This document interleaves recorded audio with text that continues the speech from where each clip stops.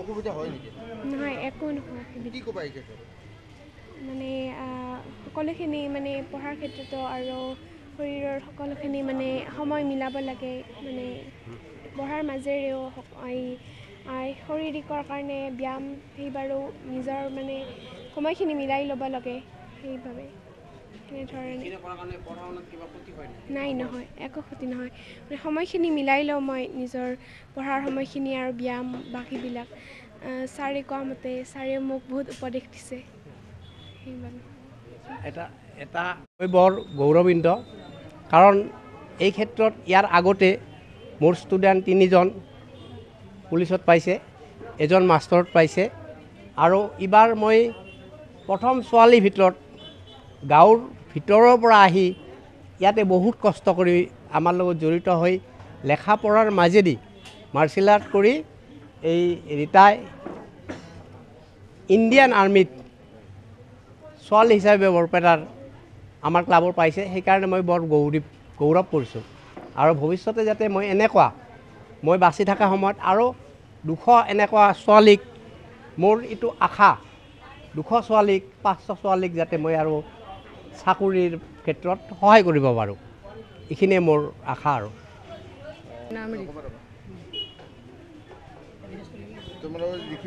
আজি আপোনালোক সকলোৱে জানে আমাৰ অসমৰ অতি মৰমৰ তথা মোৰ খুব ভাল বন্ধু আছিল জুবিন গাৰ্গ। আমি একেলগে কাম আৰম্ভ কৰিছিলোঁ। একেলগে জুবিনৰ প্ৰথম চিনেমাটো মই একশ্যন ডাইৰেক্টৰ হিচাপে কাম কৰিছিলোঁ। এটা গানতো আমি কাম কৰিছিলোঁ। এই চিনেমা বনোৱাৰ বহুত আগৰ পৰা তাৰ আৰু মোৰ ভাল আছিল। আজি তেখেতৰ জন্মদিনত তেখেত কায়িকভাৱে আমাৰ মাজত নাই, তথাপিতো তেখেতক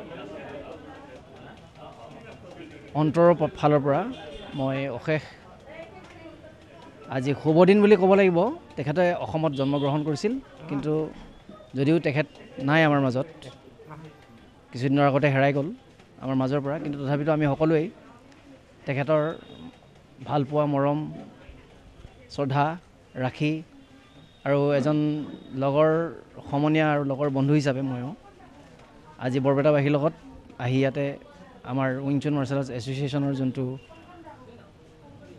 উইং চুনৰ লগত তেখেতৰ এইকাৰণে মই আহিছোঁ, যদিও মই উইং চুনৰ লগত জড়িত, জুবিনে নিজেও অলপ জড়িত আছিল। কাৰণ এই তুমি মোৰ মাথো মোৰ চিনেমাখন কৰোঁতে মই একশ্যন ডাইৰেক্টৰ যিহেতু আছিলোঁ, তাক মই মাৰ্চেল আৰ্ট শিকাইছিলোঁ। এই তেনেকৈ সি উইং চুনৰ বিষয়ে জানিছিল, 1 ইঞ্চ পাঞ্চৰ বিষয়ে জানিছিল, আৰু মাজে মাজে কিছুমান কথা ব্ৰুচলিৰ কথাও কৈছিলে জুবিনে। এই ফিলচফিবিলাক মই তাক কৈ দিছিলোঁ। তাৰপিছত সি লাহে লাহে ষ্টাডি কৰি কিনে এইবিলাক জানিছিল। আজি তেখেতৰ এই জন্মক্ষণত, আজিৰ দিনটোত যদিও তেখেতে নাই, আমি সকলোৱে তেখেতক সোঁৱৰিছোঁ, আৰু তেখেতৰ যি বিশাল অসমৰ বাবে যি অৱদান, এই অৱদানসমূহ আমি সম্পদ হিচাপে লৈ আমাৰ নৱপ্ৰজন্মক তথা বৰ্তমান অসমীয়া ৰাইজে সকলো জাতি নিৰ্বিশেষে আমি সকলোৱে তেখেতৰ আদৰ্শক লৈ কিনি আগুৱাই যাব পাৰিম।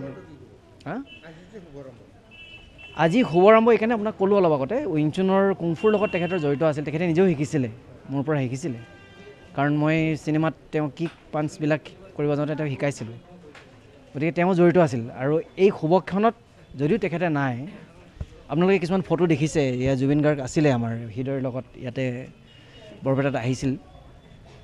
তেওঁ নাই, তথাপিতো মানে মোৰ এনে লাগিছে, মানে এই এনেকুৱা অনুষ্ঠান এটা তেখেতৰ নামত, আজি জুবিন গাৰ্গৰ নামত এটা সমৰ-কলা এটা অনুষ্ঠান গঢ় লৈ উঠিছে এই বৰপেটা চহৰৰ মাজমজিয়াত। এইটো অত্যন্ত শুভ লক্ষণ। আৰু এই অনুষ্ঠানৰ দ্বাৰা মানে সমৰ-কলা শিকাৰ উপৰিও আপোনাৰ সুস্বাস্থ্যৰ বাবে বহুত আমাৰ বৰপেটাবাসীয়ে ইয়াত য়োগা তথা যোগাসন, ছেল্ফ ডিফেন্স সকলো বস্তু ইয়াতে সুস্থ কেনেকৈ থকা যায় এজন মানুহ, সকলোৱে ইয়াতে শিক্ষা দিয়া হ'ব। সকলোৱে ইয়াৰ পৰা উপকৃত হ'ব বুলি এই জুবিন গাৰ্গৰ নামেৰে যি নামকৰণ আজি এই অনুষ্ঠানটো পাতিছে, ইয়াৰ দ্বাৰা উইং চুন কুংফুৰ দ্বাৰা, য়োগাৰ দ্বাৰা সকলো বৰপেটাবাসী উপকৃত হ'ব বুলি মই আশা ৰাখিছোঁ। মোৰ নাম জ্যোতিপ্ৰসাদ দেউৰী। মই উইং চুন কুংফু মই টেকনিকেল ডাইৰেক্টৰ হয় সদৌ ভাৰত হেৰিত, যদিও জুবিন গাৰ্গৰ নামক আৰু মোৰ যিহেতু বন্ধু আছিল, সেইকাৰণে মই ইয়াতে বিশেষ উপস্থিত থকাটো আজি বিচাৰিছিল সকলোৱে, সেইবাবে মই আহিলোঁ। গুৱাহাটীতো এটা প্ৰগ্ৰাম কৰি আহিছোঁ, দিগন্ত ভাৰতী, মই, ৰবচনলাল বৰুৱা, ইপচনলাল বৰুৱা, চন্দন দাস, আমি সকলোৱে এটা প্ৰগ্ৰাম কৰি 2টা বজাত চিধা ইয়াতে আহিলোঁ। আপোনালোকক লগ পাই ভাল লাগিল। আপোনালোকে মিডিয়াসকলে বেছি কষ্ট কৰে যিকোনো অনুষ্ঠানত, আৰু সমাজৰ মাজলৈ সকলো বাতৰি কঢ়িয়াই লৈ যায়। আপোনালোকে যথেষ্ট মানে কষ্ট কৰে। আজিৰ দিনটো চাগে বহুত দৌৰা দৌৰি চলি আছে, আপোনালোকৰ বিভিন্ন অনুষ্ঠান হৈছে জুবিন গাৰ্গৰ এই বৰপেটা চহৰটো। গতিকে এই চেগতে মই সকলো সাংবাদিক বন্ধুসকলকো মোৰ ফালৰ পৰা উইনচুন মাৰ্চেল আৰ্টছ এছ'চিয়েশ্যনৰ ফালৰ পৰা ধন্যবাদ জ্ঞাপন কৰিছোঁ।